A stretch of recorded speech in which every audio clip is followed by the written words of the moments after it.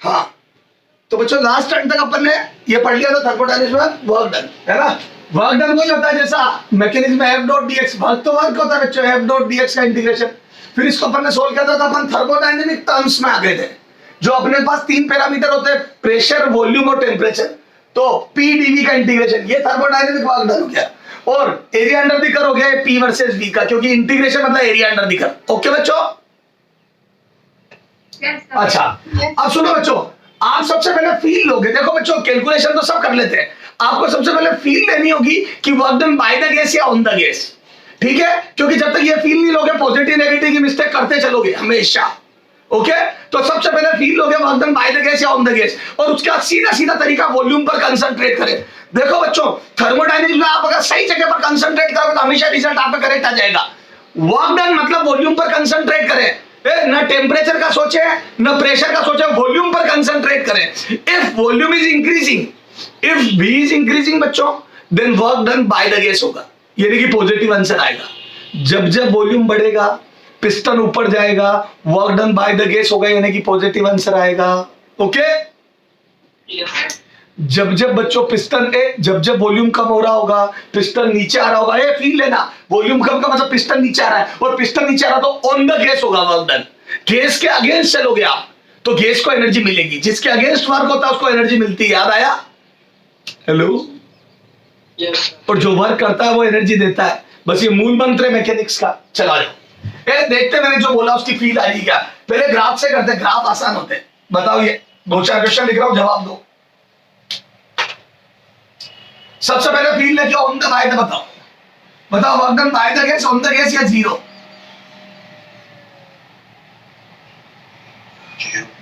Zero, very good. Volume increase हो रहा है, work done by the gas होगा। हाँ, एक ने जीरो बोला है। ऐसे लोगों की तो है ना, चौराहे पे, एक से लोगों की तो चौराहे पे स्मारक बनाऊंगा मैं। वो नहीं था मुन्ना भाई एमबीबीएस में, नोटों पे फोटो छपेगा अपना भाई, बोल सर्किट, है ना, ये लोग उसी काम के। हाँ, ये लेकिन तुम्हारा नकली नोटों पे छप। हाँ, इधर देख, वी नोट और 2v0, है ना। तो वॉल्यूम इंक्रीज हो रहा है ना बच्चों, जीरो कैसे बोल रहे हो? तो बोल दो वॉल्यूम इंक्रीज हो रहा है। देखो, वी नोट से 2v0, आप यहाँ पे फील लो। हमेशा थर्मो में सिलेंडर पिस्टन सिस्टम बनाओ, और अभी वॉल्यूम वी नोट है 2v0, तो बोल दो पिस्टन ऊपर जा रहा है। हेलो? Yes, sir. तो work done by the gas, on the gas बच्चों? By the gas. हाँ, work done by the gas, और बाय द गैस तो पॉजिटिव आंसर आएगा। तो सबसे पहले तो आंसर का पॉजिटिव। अब एरिया अंडर दिक्कत, ए से भी v0 से 2v0, वर्क डन निकल, तो एरिया अंडर दिक्कत। बोलो एरिया कितना आएगा ये? तो बोल दो बच्चों, ये एरिया अंडर दिक्कत वर्क डन होगा, तो निकालो एरिया। तो बोल दो W बराबर एरिया अंडर दिक्कत, तो बोल दो बच्चों एरिया आ जाएगा P0 into 2v0 minus v0। Height into width, rectangle का एरिया, लेंथ इंटू विड्थ, तो मैं बोल दूं ये विड्थ हो गई P0 और लेंथ हो गई 2v0 माइनस v0। तो बोल दो P0 v0 आंसर, और पॉजिटिव में आएगा। तो चारों ऑप्शन में बच्चा पॉजिटिव नेगेटिव में खूब गलती करता है। बोलो बच्चों, सोच लोगे पहले, पहले हमेशा फील लो कि पिस्टन ऊपर जा रहा है नीचे, उसके बाद कैलकुलेट करो। ओके? हाँ सर, करो, नोट करो फटाफट, फास्ट थोड़ा सा। तो सर बहुत अच्छे से समझ में आ गया। ओके? यस। हाँ, चलो आगे। तो सर इसी कड़ी में इस पर क्वेश्चन आते हैं, इसलिए थोड़ा ज्यादा कराऊंगा। हाँ, थोड़ा सा जल्दी जल्दी देखेंगे, क्योंकि कैलकुलेशन आसान है, कोई दिक्कत ही नहीं है एरिया निकालना, है ना। और फील कैसे लेनी है? अच्छा, जब भी वर्क पूछेगा बताओ किस पे कंसंट्रेट करोगे तीनों पैरामीटर में से? प्रेशर पे, टेम्परेचर पे या वॉल्यूम पे? हाँ, और जिसने वॉल्यूम पर कंसंट्रेट करा, मैं गारंटी देता हूं कभी क्वेश्चन ही गलत नहीं होगा उसका। हाँ, आ जाओ।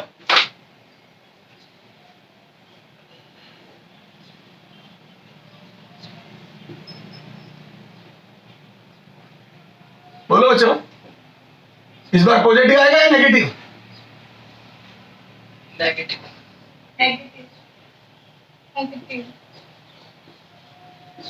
ए 0, B positive, C negative, D card से। हाँ, नेगेटिव। ओके बच्चों? हेलो? हाँ, ये कॉमन मिस्टेक है जो दुनिया करती है।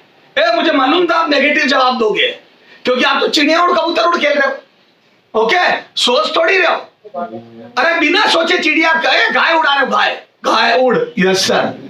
हेलो बेटा, बच्चों, तुक्के मारे, बताए तुम्हारे को। सर आपको कैसे पता था हम नेगेटिव जवाब देंगे? क्योंकि सर आपको कैसे पता था हम गलत देंगे? क्योंकि क्या होता है बच्चों, ग्राफ जब यूं जाता था बच्चा क्या करता, पिस्टन को नीचे ले आता है। क्यों? ये पिस्टन है क्या? ये पिस्टन नीचे आ रहा है या पीवी कर रहा है? ये पिस्टन है या पीवी कर रहा है बताओ?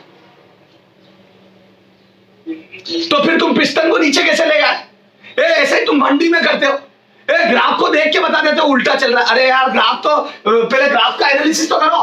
तो बोल दो बच्चों देखो, शुरू में वॉल्यूम ये रहा, बोल दो ये देखो वॉल्यूम कम हो रहा है, ज्यादा हो रहा है वॉल्यूम?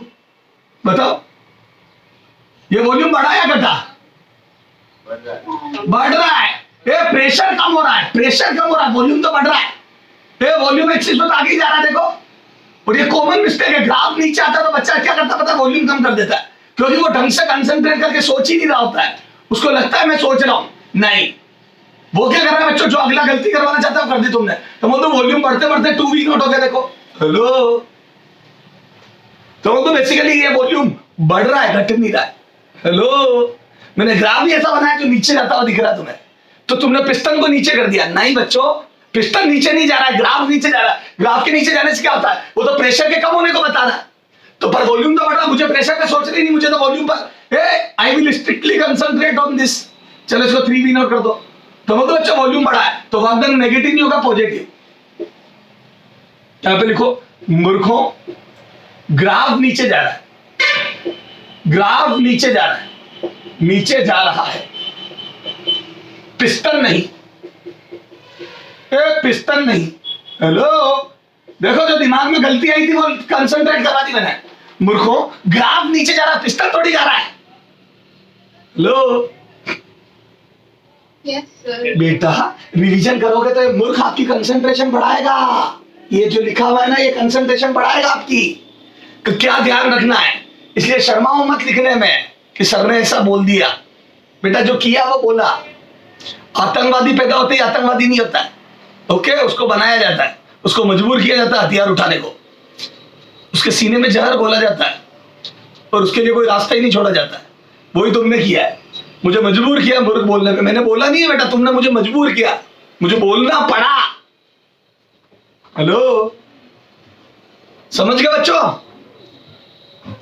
सर हमारी आधी कॉपी में पूरा मूर्ख ही अच्छा, कोई बात नहीं, उतने ज्यादा अच्छे नंबर आएंगे। समझ गए? जितना ज्यादा लिखा होगा उतना कंसंट्रेट करोगे रिवीजन में। पर कोई बच्चा कोई लिखा था इंपोर्टेंट तो बच्चा ध्यान देता है, मैं लिखाता हूं ये तो बहुत ज्यादा ध्यान देता है। कहा यार, यहाँ कोई गलती करी थी। Okay Yes, sir. ओके, होती है बेटा, मिस्टेक होती है। चलो आ जाओ। तो क्या मैं बोल दूं बच्चों, इधर सुनो, क्या मैं बोल दूं वॉल्यूम इंक्रीज हो रहा है? Hello Yes, Yes, sir. sir. बच्चों, जितना लिखा हुआ है ना कॉपी में उतनी जगह होगी, अपने को गलती नहीं करेंगे। एडिशन के वो बल्ब हो गए जो खराब हुए थे, ओके? तो खराबी के रीजन पता है अब हमारे को। ठीक है, चलो आ जाओ, फालतू की बातें नहीं करते, अपन पढ़ाई करते हैं। तो मैं बोलूं वॉल्यूम बढ़ रहा है। अब अगर मैं एग्जैक्ट वैल्यू पूछ लूं वर्कडन की, तो सर वो तो निकाल लेंगे, तो आंसर पॉजिटिव आएगा। मेन इंपॉर्टेंट आंसर पॉजिटिव आएगा, नेगेटिव दो ऑप्शन तो इसी से कैंसिल हो जाएंगे। ओके, अब कितना आएगा अभी देखते हैं। जैसे यह दे दिया मैंने 2p नॉट और ये दे दिया p नॉट, बोलो कैसे करोगे? निकालो वर्कडन, निकालो बच्चों। ये 2p नॉट और p नॉट करो वर्कडन कैलकुलेट।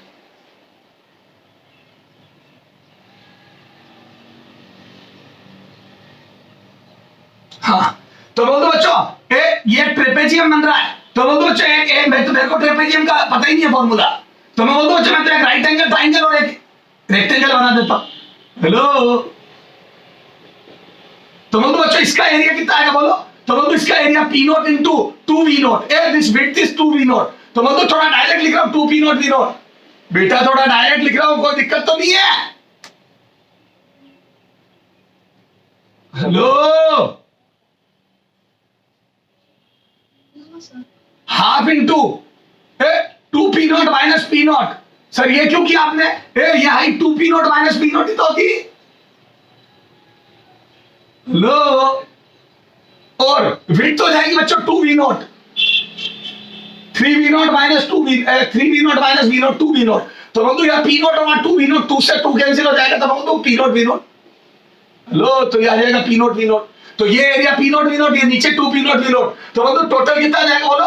तो बंधु टोटल वर्क डन आ जाएगा बच्चों P naught V naught plus 2 P naught V naught. Okay, तो बंधु 3 पी नोट वी नोट। बोलो पॉजिटिव, वर्क डन पॉजिटिव होगा क्योंकि work done by the gas है। Hello Yes, sir. Yes, sir. पक्का? Yes, sir. हाँ और देखो और देखो, हाँ हटा दो इसको।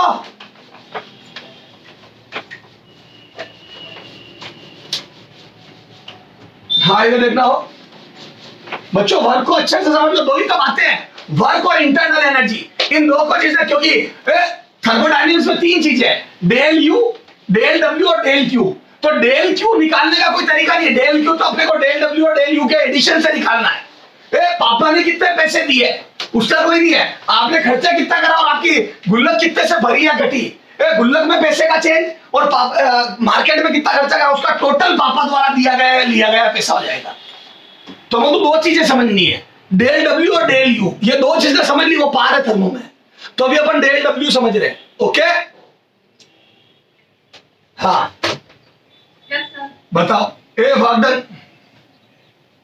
पॉजिटिव या नेगेटिव? Zero और नीचे Zero. हाँ अभी कई बच्चों के दिमाग में पॉजिटिव आया था। ए ईमानदारी से हाथ खड़े करो, कितने लोगों के दिमाग में वर्क डन पॉजिटिव आया था? हाथ खड़े करो ईमानदारी से, झूठ मत बोलना कि सर हमारे दिमाग में पॉजिटिव आया था। वो ग्राफ देख के फिर से पिस्टन को ऊपर भेज देते हैं। बच्चों ग्राफ पिस्टन को ऊपर ले जाना नहीं है, ये ग्राफ तो पी और वी के बीच में इससे सोचना है। तो आ जाओ सिलेंडर पिस्टन पे सोचता हूं, तो बताओ सिलेंडर पिस्टन पे सोचूं तो किस पे सोचूं? प्रेशर पे, वॉल्यूम पे, टेम्परेचर पे? वर्क डन की बातें कर रहा है तो हेलो, वर्क डन की बातें की जा रही है तो किस पे कंसंट्रेट करूं? Volume. वॉल्यूम। और बोल दो वॉल्यूम कांस्टेंट है, देखो ए जो था वो का वो, ये देखो ए वी नोट था, वी नोट ये देखो, ए प्रेशर बढ़ रहा है, बस वॉल्यूम तो कांस्टेंट है, प्रेशर बढ़ रहा है। लो बोलो बच्चों, तो वो तो प्रेशर बढ़ रहा है लगातार, तो वो तो वॉल्यूम कांस्टेंट है, तो वो तो वॉल्यूम कांस्टेंट मतलब पिस्टन अपनी जगह पर ही है। तो गैस चाहे कितना ही दम लगाए अंदर से, अगर पिस्टन मूव नहीं कर रहा तो वो तो बच्चों work done 0। Hello Yes, sir. तो वर्क डन 0 होगा। पिस्टन पर चाहे कितना ही गैस दम लगा ले, ये हिलेगा तक नहीं, तो वो तो वर्क डन 0। बोलो Yes, sir. Yes, sir. Okay चलो। Yes, sir. हाँ अब देखो बच्चों और लेवल बढ़ाते हैं। एक ऐसे क्वेश्चन एग्जाम में बहुत पूछते हैं तुम्हारे, इधर देखना हो। हाँ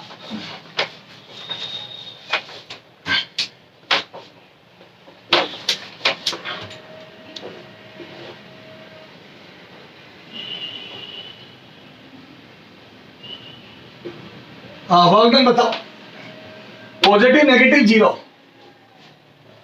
Zero plus work done 0. हाँ okay, Positive. A positive, B negative, C 0, D can't say. नहीं कई बच्चों ने 0 बोला, कई बच्चों ने 0 बोला और अभी भी बोल रहे हैं और मुझे ज्ञान और दे रहे हैं। पता क्या ज्ञान दे रहे हैं कि साइक्लिक प्रोसेस में वर्क डन 0 होता है। वेरी गुड, मतलब ऐसा टेक्निकल ज्ञान दे रहे हैं कि मैं एकदम यू इमोशनल हो गया कि यार मेरे को तो इतनी चीजें पता ही नहीं थी जितनी इन्होंने बताई। बेटा किसने बोल दिया तुम्हारे से साइक्लिक प्रोसेस में वर्क डन 0 होता है? किसने बोला? सर मेरे को रात को सपना आया था, मैंने सोचा आपके साथ शेयर करूं।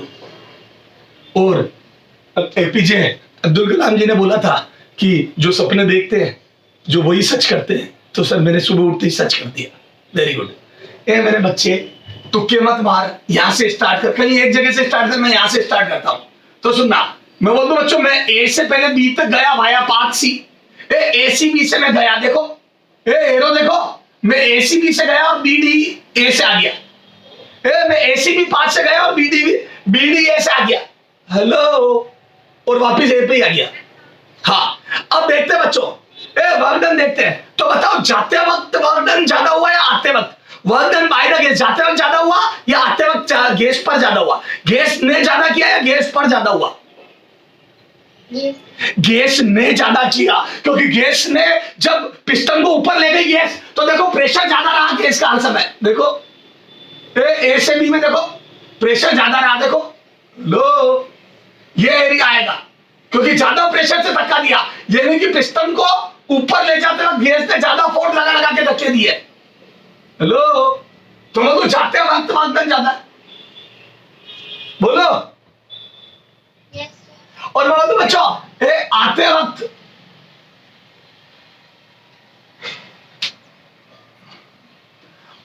वागदन कम है। ये देखो आते वक्त ये एरिया कम है, ये वाला। हेलो, क्यों? क्योंकि पिस्टन को जब दबाया गया गैस पर वर्क हुआ, वो कम दम से हुआ। तो मैंने जाते वक्त 20 न्यूटन के फोर्स से डिस्प्लेस करा एक ब्लॉक को, और उल्टा फोर्स जब लगाया 10 न्यूटन का ही लगाया। हेलो, तो मैंने जाते वक्त वर्क ज्यादा करा 20 × 10 मीटर, और आते वक्त 10 × 10 मीटर ही करा। तो कम प्रेशर में गैस आई और ज्यादा प्रेशर से एक्सपेंड हुई है, तो वर्क डन पॉजिटिव आएगा। ये देखो इतना एरिया, इतना वर्क डन आएगा।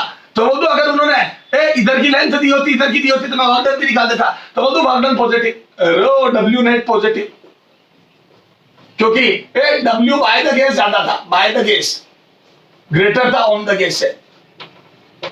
Hello, Yes, sir. क्लियर है? तो तुक्के नहीं मारने, अच्छे से सोचना है। ओके?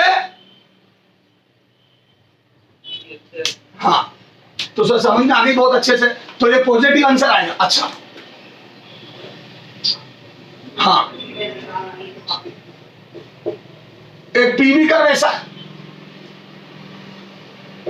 ए से बी तक work is continuously doing by the gas. पहले गैस वर्क कर रही है, फिर गैस पर हो रहा है, गैस पर वर्क हो रहा है, या पहले गैस पर हो रहा है फिर गैस कर रही है। हमेशा work done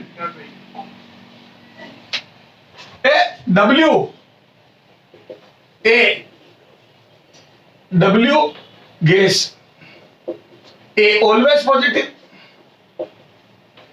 B always negative, C first positive then negative, then negative, D first negative then positive. बोलो।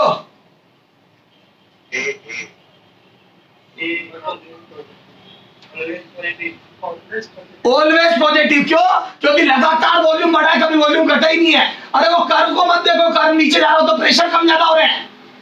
हेलो, तो वॉल्यूम कंटिन्यूअसली बढ़ा है, कभी गैस पर वर्क हुआ नहीं, हमेशा गैस ने ही किया है, क्योंकि हमेशा गैस एक्सपेंड हुई है। तो work done always positive. Hello, Yes. Clear है? Yes, sir. तो strictly concentrate on volume. Okay? Yes, sir. अच्छा, अब सुनो बच्चों, इधर देखो। सर बहुत अच्छे, सारी बात समझ में आ गई। अब देखो बच्चों, अगर हम डिफरेंट पाथ से जाए, डिफरेंट पाथ से जाए, तो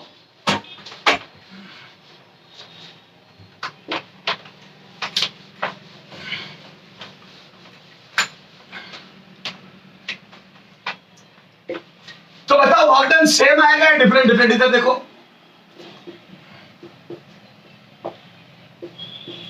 मैं तो इस पाथ से जाऊं, एक इस पाथ से जाऊं,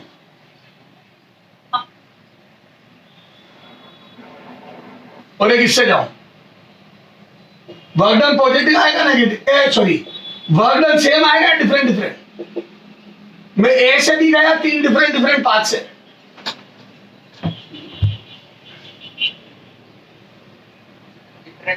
डिफरेंट आएगा, क्योंकि याद है एरिया अंडर द कर्व बदल जाएगा। मैं बोलूं W1 पहले का एरिया सबसे ज्यादा आएगा, देन W2 और सबसे कम W3। देखो, हेलो, जबकि बच्चों इनिशियल और फाइनल कंडीशन सेम है। देखो दोनों का इनिशियल प्रेशर वॉल्यूम देखो, इनिशियल कंडीशन सेम है।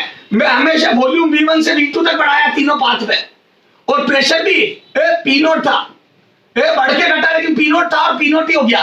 तो बोलूं तीनों में इनिशियल और फाइनल कंडीशन सेम है, फिर भी वर्क डन अलग अलग आ रहा है। तो बोलूं बच्चों work done is a path function, A W is a path function in thermo. Hello, बोलो बच्चों, थर्मोडायनेमिक्स में वर्क डन पाथ फंक्शन है, नॉट स्टेट फंक्शन। हेलो, बोलो। Yes, sir. तो पाथ पे डिपेंड करता है, डिफरेंट पाथ के लिए वर्क डन डिफरेंट होगा बच्चों। Okay,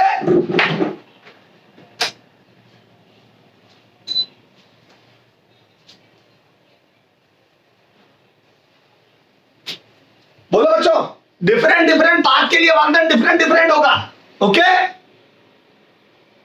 Yes, sir. आ जाओ। तो ये तो क्या बच्चों, सुनो, ये तो क्या ग्राफ से वर्क डन निकालना, क्या हो गया बच्चों, ग्राफ से वर्क डन निकालना, ग्राफ देख के वर्क डन कैलकुलेट करना, कोई दिक्कत नहीं है। बताओ हमने इन सारे क्वेश्चनों से क्या बात सीखी, क्या बात सीखी बच्चों आपने, किस पर कंसंट्रेट करोगे, वॉल्यूम पर कंसंट्रेट करोगे। Okay sir, work done negative कब आएगा, सर वर्क डन नेगेटिव कब आएगा, अब आएगा वर्क डन नेगेटिव, बोलो, अब निकालो वर्क डन, बताओ work done positive negative, Negative. Negative कैसे पता पड़ा, क्योंकि वॉल्यूम कम हो रहा है, यानी कि पिस्टन नीचे आ रहा है, work done on the gas, तो मतलब नेगेटिव। हेलो, हाँ, अब अगर एग्जाम में आ जाए work done on the gas will be, on the gas will be A 2P0 V0 B minus 2P0 V0 C 4P0 V0 और D minus 4P0 V0।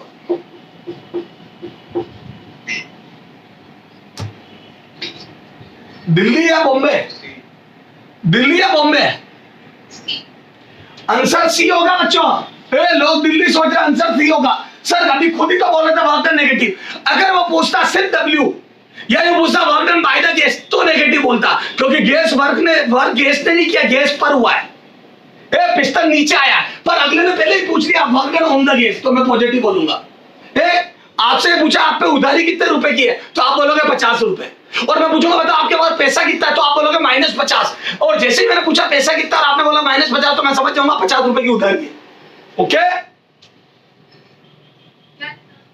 और मैंने पूछा बच्चों उधारी कितने की है और आपने बोल दिया 50 रुपए, तो समझ गए, अगर मैं नाम ही उधारी ले लूंगा तो फिर 50 बोलोगे, फिर -50 नहीं बोलोगे, और मैं पूछूंगा कितना पैसा है तुम्हारे पास, तो -50 बोलोगे। ओके,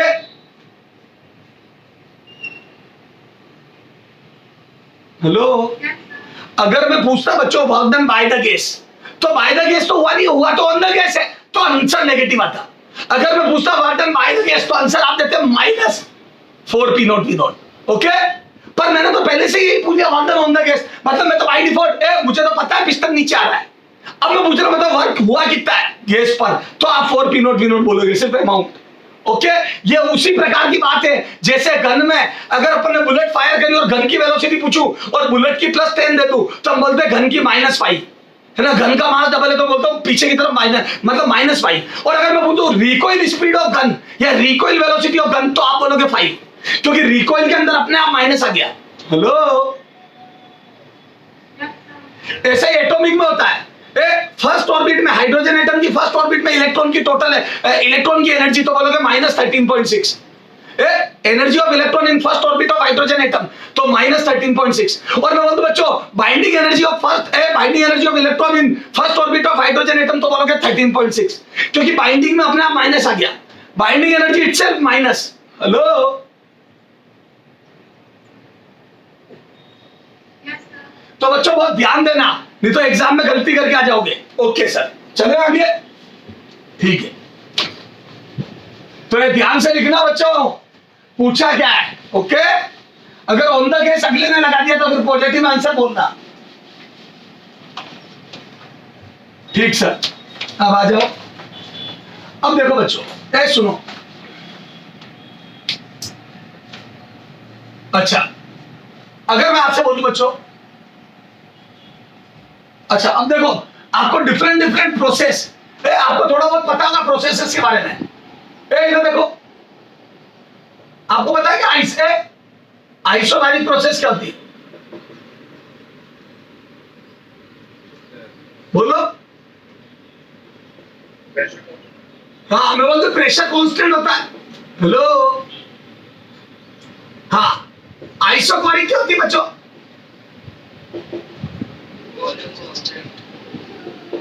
हाँ, वॉल्यूम कांस्टेंट। अच्छा, इसमें अगर मानदंड पूछो तो मैं जीरो। आइसोबैरिक में मानदंड जीरो। अभी मैं कोई प्रोसेस पढ़ा नहीं रहा हूं, बस थोड़ा सा आइडिया दे रहा हूं। हाँ, आइसोथर्मल में क्या था? Isothermal isothermal process. अच्छा, एक बात बता बच्चे, एक बात बता, अगर टेम्परेचर कांस्टेंट होता है तो बता टेम्परेचर पे कौन सा पैरामीटर डिपेंड करता है? हमारे को दो ही पढ़ना है, डेल डब्ल्यू और डेल यू, इंटरनल एनर्जी। और याद है मैंने बताया था आइडियल गैस इक्वेशन, या हम इसको आइडियल गैस मानते तो इंटरनल एनर्जी सिर्फ काइनेटिक एनर्जी होती है। हेलो, अरे पोटेंशियल एनर्जी नाम की कोई चीज ही नहीं लेते हम। बोलो। और मैं बोलता बच्चों, काइनेटिक एनर्जी भी थर्मल काइनेटिक एनर्जी होती है जो टेम्परेचर के साथ कम ज्यादा होती है। याद करो, केटीजी में पढ़ा होगा या पढ़ोगे। थर्मल काइनेटिक एनर्जी याद है, हर मोड में हर मॉलिक्यूल के पास 1/2 kT होती है। याद है, आपने पढ़ा होगा 3/2 kT, 3/2 RT। सुना हुआ लग रहा है थोड़ा बहुत? लो, तो मैं बोलता बच्चों, इंटरनल एनर्जी जो है, हालांकि मैं डिटेल में पढ़ाऊंगा आपको, इंटरनल एनर्जी मैं बोलता हूँ वो सारी की सारी काइनेटिक एनर्जी होती है। Hello, thermal kinetic energy. Hello, जितनी भी इंटरनल एनर्जी होती है वो सब थर्मल काइनेटिक एनर्जी होती है। और बोल दो प्रोपोर्शनल टू टेम्परेचर होती है। तो बोल दो जब टेम्परेचर ही कांस्टेंट है तो बोल दो इंटरनल एनर्जी कभी चेंज नहीं हो सकती। चेंज इन इंटरनल एनर्जी पूरी प्रोसेस में जीरो होता है। हेलो, अरे जब आपने मुझे बोल दिया प्रोसेस ही आइसोथर्मल है, यानी कि अंदर का टेम्परेचर चेंज नहीं होगा, तो बोल दो अंदर की काइनेटिक एनर्जी कभी चेंज हो ही नहीं सकती। और इंटरनल एनर्जी सिर्फ काइनेटिक एनर्जी ही होती है थर्मोडायनेमिक्स में। ओके, हेलो, तो क्या मैं बोल दूं बच्चों, अंदर की एनर्जी कभी चेंज ही नहीं होगी?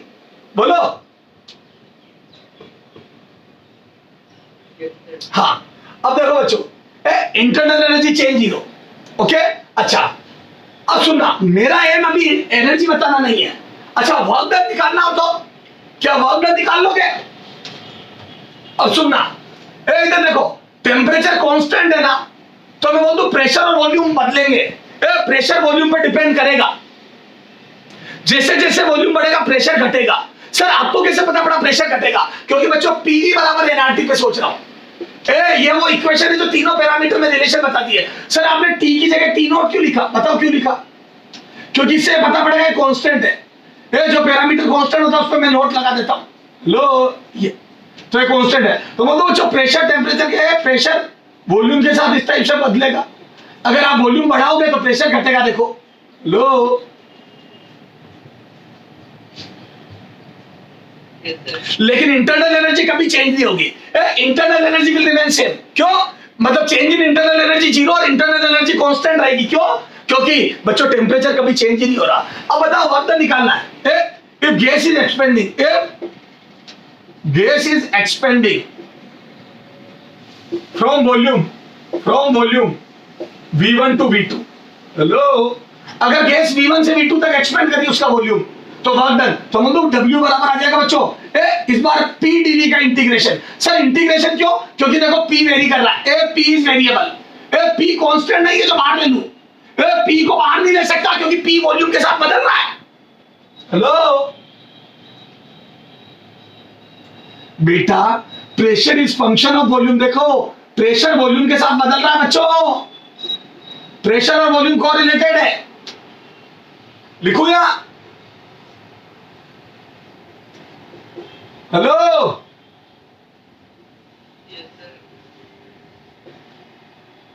ये V1 से V2 बोलो तो आ जाओ। तो यहां से एनआरटी नॉट कॉमन ले लूं क्या? और मैं बोल दूं बच्चों, dx by x का इंटीग्रेशन log x होता है, याद करो। ये लोग बेस ईवी और यहां से V1 से V2 आ गया, तो ये वर्क डन आ रहा है। ये सारे वर्क डन निकाल रहा हूं मैं, पहले मैंने ग्राफ से बताया, मैं इक्वेशन से बता रहा हूं। तो बोलो बच्चों, ये आइसोथर्मल का वर्क डन, तो nRT नॉट कांस्टेंट है, बाहर आ गया dV/V, log V होता है और लिमिट रख दी। तो याद है बेसिक मैथ में पढ़ा था log m minus log n, upper limit रखो तो ये आ जाएगा log base e V2 minus log base e V1, ये आ गया V2 माइनस V1। बोलो,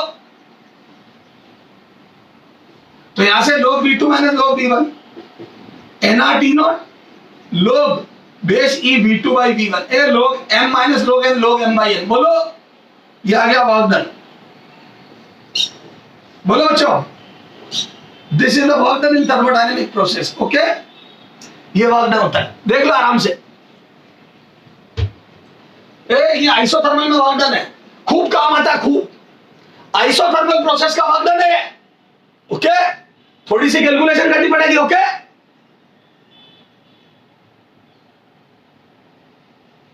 Yes, sir. हाँ, अब सुनो बच्चों, इधर देखो, हमारे को बेस ही अच्छा लगता है या बेस 10? लोग के अंदर बेस ही अच्छा लगता है या बेस 10? बेस 10, क्योंकि याद है लोग बेस 10 2 की वैल्यू पता है 0.3010 और लोग बेस 10 3 की वैल्यू पता है 0.4771। याद आया? तो बोल दो बच्चों, इस बेस 2 को बेस ई को बेस 10 बना रहा हूं, तो बोल दो 2.303 को फैक्टर है जिसका मल्टीप्लाई करना पड़ता है। पता है क्या आपको? लोग बेस ई को 10 बनाने के लिए एक फैक्टर का मल्टीप्लाई करना पड़ता है 2.303 का। बोलो,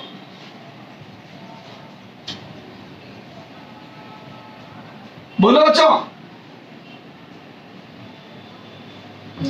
तो 2.303 nRT naught log V2 by V1 base 10। Okay, ये formula, this is the working formula. Okay, isothermal process में ये फॉर्मूला धड़ल्ले से यूज करते हैं अपन। तो जब भी आइसोथर्मल प्रोसेस देगा वर्क डन निकाल लिया, मजा आ गया, क्योंकि change in internal energy zero होगी। तो मैं तो जितना मैं वर्क डन करूंगा उतना ही मेरे पापा पैसे दे रहे। क्यों? मेरे पापा कितने पैसे दे रहे हैं? उतने ही दे रहे जितने मैं मार्केट में खर्चा कर रहा हूं। हेलो, क्योंकि मेरी गुल्लक में चेंज नहीं हो रहा है, बात है।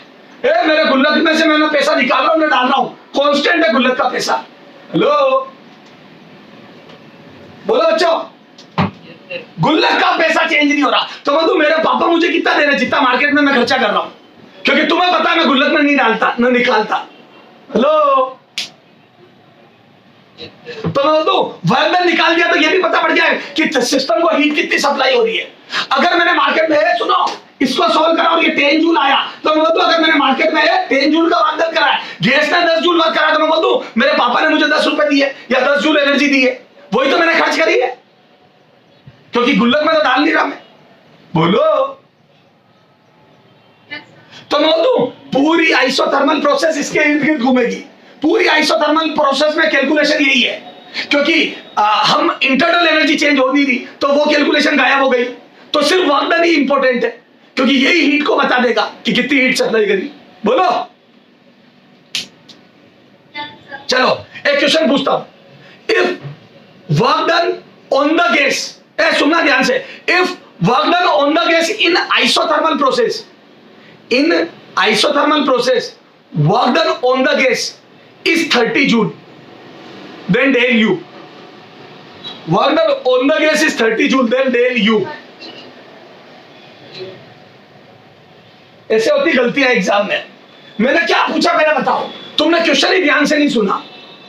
मैं वापस बोलता हूं, if in isothermal process work done on the gas is 30 joule, then change in internal energy del U। ये पूछा था मैंने, del U, not del Q. मैं डेल यू पूछ रहा हूं मूर्खों, 0। ऐसे बेवकूफ बनाते हैं एग्जाम में, लंबी चौड़ी कहानी स्टोरी सुनाते लंबी चौड़ी और पूछते डेल यू आइसोथर्मल प्रोसेस का 0, कोई चेंज नहीं होगी इंटरनल एनर्जी। अब बताओ डेल क्यू, डेल क्यू -30, फिर गलती कर दी। Work done on the gas है तो 30 जूल एनर्जी अंदर आई, पर अंदर कुछ नहीं रख रहा, गुल्लक में कुछ नहीं डाल रहा हूं, तो मैं मैंने 30 जूल पापा को दे दी। अंदर कुछ नहीं रख रहा, तो मैं सिस्टम रिजेक्ट करेगा हीट। ओके, और जब जब सिस्टम रिजेक्ट करता है हीट तो माइनस आता है आंसर। हेलो, पक्का? देखो आपने दोनों क्वेश्चनों का आंसर गलत दिए। चलो वापस बोल रहा हूं, ध्यान से देना। इफ heat supplied to the system in isothermal process in isothermal process heat supplied to the system is 50 joule. मन में पिक्चर बनाओ, फील लो, सिलेंडर पिस्टन सिस्टम है, उसको 50 जूल हीट अंदर डाल दी मैंने, और आइसोथर्मल प्रोसेस है, बताओ इंटरनल एनर्जी चेंज कितना होगा? 0। Work done by the gas बताओ, मार्केट में गैस खर्चा कितना करेगी? Work done by the gas +50, मूर्ख है -50 वाला, +50, क्योंकि work done by the gas होगा। ये इतने दिनों से माइनस ही कर रहा है। हेलो, आपने 50 हीट दी तो सिस्टम के अंदर 50 चली गई, अंदर कुछ नहीं रख रहा तो सारा work done by the gas होगा, गैस खर्चा करेगी, तो बाय द गैस को पॉजिटिव लिखते तो +50। ओके, अच्छा, तो आप समझ में आ गया बच्चों, आइसोथर्मल प्रोसेस में सारा हिसाब किताब वर्क डन पे डिपेंड करता है। Yes, sir. चलो आ जाओ। तो अच्छा, आइसोकोरिक प्रोसेस में बच्चों, आइसोकोरिक प्रोसेस में वर्क डन 0 होता है। मतलब ये ऐसी प्रोसेस है जिसमें मैं मार्केट में कोई खर्चा नहीं कर रहा। तुम्हें पता है मैं खर्चीला नहीं हूं, मैं बिल्कुल पैसा नहीं उड़ाता हूं। अब बताओ, सुनो, इन आइसोकोरिक प्रोसेस, थोड़ा ध्यान से सुनना question, in isochoric process heat supplied to the system is 40 joule. Heat supplied to the system is 40 joule. Feel लो, वो तो अंदर 40 जूल हीट गई और कोई वर्क डन नहीं हो रहा। इसमें कोई वर्क डन नहीं हो रहा। देखो, 40 जूल हीट अंदर गई। हमेशा सिलेंडर पिस्टन सिस्टम में सोचो, 40 जूल हीट अंदर गई क्योंकि डेल क्यू पॉजिटिव दिया है, या यूं बोला है सप्लाइड टू द सिस्टम, तो मैं तो 40 जूल हीट सप्लाई गई, बताओ कहां जाएगी ये? अगर मैं बिल्कुल खर्चा नहीं कर रहा हूं, पिस्टन मूव नहीं कर रहा तो हीट गई कहां है? हाँ, तो मैं बोलता बच्चों, चेंज इन इंटरनल एनर्जी +40, क्योंकि बढ़ रही है, इंटरनल एनर्जी बढ़ रही है, तो मैं बोलता बढ़ने को प्लस लिखते हैं, तो +40 is the change in internal energy. Hello, Yes, sir. अरे बच्चों बहुत आसान है थर्मो तो, बोलो। अच्छा, वापिस सुन, in isochoric process if internal energy of cylinder piston system is decreases by 100 joule, then del q in an isocoric process, isochoric, बेटा चुप रहो, आइसोकोरिक प्रोसेस का मतलब क्या हुआ पहले तो बताओ, डेल डब्ल्यू कितना हुआ? 0। कोई वर्क डन तो हो नहीं रहा, मैं मार्केट में खर्चा तो कर नहीं रहा, और इंटरनल एनर्जी 100 जूल कम हो गई। हेलो, इंटरनल एनर्जी 100 जूल कम हो गई, तो बता बच्चों डेल क्यू कितना होगा? -100। भाड़ में गई सारी इक्वेशन है, दिमाग लगा के सोचो, -100, क्योंकि इंटरनल एनर्जी 100 जूल कम हुई तो सिस्टम रिजेक्ट करेगा 100 जूल हीट, Yes, sir. तो -100 इज आंसर, क्योंकि रिजेक्ट होगी, और रिजेक्ट होने को माइनस में देते जवाब। डेल क्यू जब भी रिजेक्ट होता है, हीट रिजेक्ट होती है तो डेल क्यू नेगेटिव लिखते हैं। सारा पहले ही दिन बता दिया मैंने। ओके, चलो, तो ये वर्क डन लिख लो, आइसोथर्मल का वर्क डन लिखो, जल्दी करो। फिर आइसोबारिक का वर्क डन निकलवा रहा हूं मैं, जल्दी कर फटाफट, चले आगे। अच्छा, अब आ जाओ बच्चों, आइसोकोरिक आइसोथर्मल, तो आइसोकोरिक में तो वर्क डन 0, तो आइसोकोरिक में तो कोई कैलकुलेशन ही नहीं थी, आइसोथर्मल में थोड़ी कैलकुलेशन थी, लेकिन फाइनल रिजल्ट बोलो बच्चों क्या होता है? वर्क डन का फाइनल रिजल्ट बोलो वर्क डन ना 2.303 NR T naught. T naught मतलब temperature constant, log V2 by V1, okay, base 10।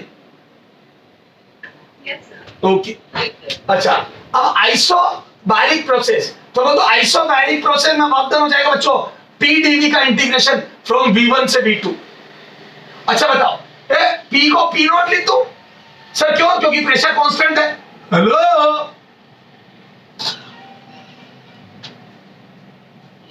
और मैं बोलूं ये तो आनंद आ गया, क्योंकि ये तो वही बात है, ये तो ठीक उसी प्रकार की बात है जैसे मैकेनिक्स में 2 किलो के ब्लॉक पर एक कांस्टेंट 20 न्यूटन का फोर्स लगा रहा हूं और 5 मीटर डिस्प्लेस कर रहा हूं। मजा आ गया, मजा आ गया। क्यों? फोर्स कांस्टेंट होता तो वर्क डन सीधा फोर्स इनटू डिस्प्लेसमेंट। हेलो, तो बोलूं बच्चों सीधा वर्क डन आ गया 20 × 5। तो बोलूं जब फोर्स कांस्टेंट होता है तो वर्क डन में सीधा डिस्प्लेसमेंट का मल्टीप्लाई कर देते हैं, तो 20 × 5 इंटीग्रेशन नहीं करना होता है। हेलो, और मैं बोलूं अगर यही फॉर 20x होता ए वेरिएबल और मैं x बराबर 1 से 1,0 से 6,0 पे ले जा रहा होता तो मैं डायरेक्ट 5 का मल्टीप्लाई फिर ऐसे नहीं कर सकता था, तो फिर तो थोड़ा सा डिस्प्लेस करना पड़ता dx। याद है फिर m dx का इंटीग्रेशन, तो बोलूं जब फोर्थ वेरी करता है तो इंटीग्रेशन करना होता है। मैं बोलूं यहाँ पे प्रेशर कांस्टेंट है तो इंटीग्रेशन से छुटकारा मिल गया। जैसा आइसोथर्मल में करा वैसा नहीं करना पड़ेगा, जैसा आइसोथर्मल में करा वैसा नहीं करना पड़ेगा, सीधा P नोट बाहर आ गया। लो और मैं बोलूं dv का इंटीग्रेशन v और v1 से v2 और मैं बोलूं अपर लिमिट लोअर लिमिट रखो, तो जैसे ही रखोगे तो मैं बोलूं बच्चों ये P note v2 minus v1 और मैं बोलूं बच्चों जैसे ही v2 माइनस v1 करा बच्चों तो ये वर्क डन कितना आ गया बोलो, तो W बराबर P naught into del V। लो तो बोलूं एक चेंज इन वॉल्यूम, तो बोलूं प्रेशर कांस्टेंट होता है तो और ही आसान हो गया, प्रेशर सीधा ही बाहर आ गया इंटीग्रेशन से, तो बोलूं PdV। सुना होगा तुमने आइसोबारिक में work done PdV, pressure into change in volume, क्योंकि प्रेशर कांस्टेंट है और प्रेशर कांस्टेंट का मतलब गैस का फोर्स बाय गैस कांस्टेंट है, और जब भी फोर्स कांस्टेंट होता है सीधा डिस्प्लेसमेंट का मल्टीप्लाई हो जाता है। लो बोलो बच्चों। अच्छा अब एक लास्ट एडियाबेटिक प्रोसेस, चलो कल बात करेंगे इसके आगे, या करवा दो एडियाबेटिक प्रोसेस भी कर लो चला। हाँ एडियाबेटिक प्रोसेस सुनो, एडियाबेटिक प्रोसेस को भी देख लेते हैं, उसका वर्क डन भी देख लेते हैं। ओके ये सारे डायरेक्ट वर्क डन है, इनको क्या बोलते हैं बच्चों, जितना भी आज पढ़ा है मैंने, चाहे ग्राफ पढ़ा है चाहे integration, these all are direct work done. क्या बोलते हैं इनको, डायरेक्ट वर्क डन। इसमें बच्चों आपको प्रेशर की इंफॉर्मेशन सीधी सीधी थी, चाहे ग्राफ था और चाहे इंटीग्रेशन था, प्रेशर चाहे कांस्टेंट था चाहे वेरिएबल, आपको इंफॉर्मेशन थी, सब कुछ दिखाई दे रहा था। ओके कल अपन देखेंगे इनडायरेक्ट वर्क डन, पर अभी अपन एडियाबेटिक प्रोसेस देख लेते हैं। चलो बच्चों तो एडियाबेटिक प्रोसेस, अच्छा सुनो आइसोबारिक में एक और बात देखो, वर्क डन आया P naught into V2 minus V1, P naught into V2 minus V1। यार एक बात बताओ, PV बराबर nRT में, PV बराबर nRT में, एक बात बताओ जब P कांस्टेंट है तो बताओ ये वॉल्यूम बदल क्यों रहा है, ऐसी कौन सी चीज है जो वॉल्यूम को बदल रही है, बोल तो टेम्परेचर। हेलो तो मैं तो शुरू में वॉल्यूम V1 है तो टेम्परेचर T1 है, और बाद में फाइनली वॉल्यूम V2 हो गया तो मैं तो टेम्परेचर भी बढ़ के T2 हो गया होगा अगर वॉल्यूम बढ़ा है तो मैं तो टेम्परेचर बढ़ रहा है इधर और इधर वॉल्यूम बढ़ रहा है। बोलो तो वो तो प्रेशर कांस्टेंट है, वॉल्यूम और टेम्परेचर आपस में बदल रहे हैं।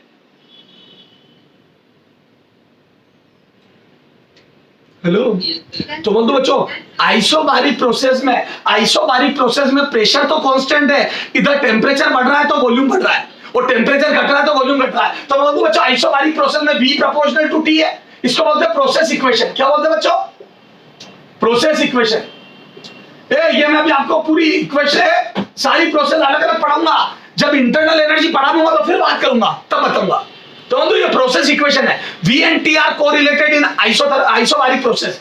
आइसोबारिक प्रोसेस में P और V और T प्रोपोर्शनल है आपस में, जैसे जैसे टेम्परेचर बढ़ेगा वॉल्यूम बढ़ेगा, और वॉल्यूम बढ़ेगा तो work done by the gas होगा, और जितना भी work done by the gas होगा आइसोबारिक प्रोसेस में, हेलो वो इंटरनल एनर्जी और चलो फिर जितना भी हीट सप्लाइड होगी वो इंटरनल एनर्जी चेंज और वर्क डन के बराबर होगी। ओके चलो अब मैं बोलता हूं बच्चों इसको दोनों को सब्ट्रैक्ट कर दो, इक्वेशन 2 माइनस 1 कर दो तो एक और फॉर्मूला बन जाता है। करो equation 2 minus 1, equation 2 minus equation 1। कमाल देखो इधर देखो P नोट कॉमन आके V2 माइनस V1 आ जाएगा इधर। हेलो बेटा या तो इक्वेशन 2 माइनस 1 करो और या फिर यहां से V2 की वैल्यू और यहां से V1 की वैल्यू रख दो, एक ही बात है। V2 की वैल्यू क्या रखोगे, P नोट इधर ले जाओगे, V1 की P नोट इधर ले जाओगे, और उसको यहां रखोगे तो P नोट कॉमन आके कट, नीचे से P नोट कॉमन आके कट जाएगा और अंदर ये बचेगा। पर उससे अच्छा है मैं दोनों इक्वेशनों को सब्ट्रैक्ट कर दूं, तो करो सब्ट्रैक्ट, और जैसे ही सब्ट्रैक्ट करा 2 माइनस 1 तो बोलो इधर आ जाएगा P note V2 minus V1 और उधर आ जाएगा NR common T2 minus T1। Hello तो मतलब बच्चों ये वर्क डन था, ये देखो तो वर्क डन का एक और फॉर्मूला आ गया, वर्क डन बराबर NR T2 माइनस T1। तो आइसोबारिक प्रोसेस में दो वर्क डन के दो फॉर्मूले हैं, एक PdV P naught into dV और एक है NR into T2 minus T1, यही लिख दो NR डेल्टा T। लो चेंज इन टेम्परेचर, तो या तो pressure into change in volume या NR into change in temperature. Okay, hello hello Yes, sir. बेटा, ये ज्यादा काम आता है. ये वाले फॉर्मूले ज्यादा काम आते हैं क्योंकि उनको पता होता है P naught into V two minus V one सब रट क्या है. ये वाला फॉर्मूला बच्चे ज्यादा यूज तो नहीं होते इसको यूज करने के. आदत में नहीं होता है फॉर्मूला, और वो क्वेश्चन ज्यादातर यहीं से पूछते हैं. अभी करेंगे क्वेश्चन तब देखेंगे, अभी तो अपन थ्योरी क्लियर कर रहे हैं. ओके, हेलो, चलो इसके आगे नेक्स्ट टाइम पे बात करेंगे. एडियाबेटिक की नेक्स्ट टाइम पे बात करेंगे. अभी थोड़ा सा फिर मैं फास्ट हो जाऊंगा, तुम्हें दिक्कत होगी. ओके बच्चों, बाय बाय.